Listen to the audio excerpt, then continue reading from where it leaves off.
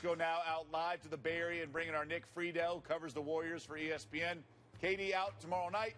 What's the likelihood now we see him at all in this series? Doug, if you would ask me that question prior to Steve Kerr's press conference today, I would have said for certain Kevin would be out there at some point in this series. Now, I think it's 50-50 at best. For the first time in a month, I noticed a lot of trepidation from both players and coaches as to whether or not Kevin would play. And it wasn't there in the last few days. The hope was he had rebounded well in the last couple days of rehab.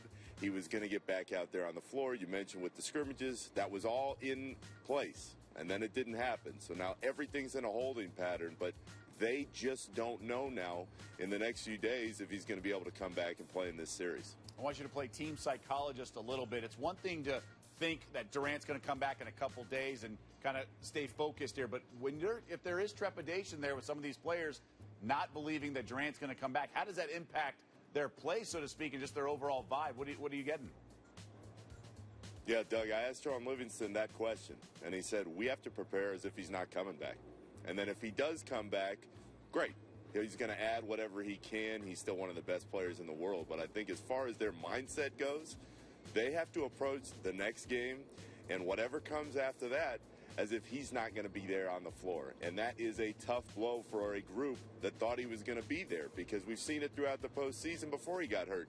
You could always hand Kevin Durant the ball and say, go get us a basket. Without him on the floor, they have to play a different style of game. They know it, and as far as the optimism goes, it's just not there right now the way it's been the last few days.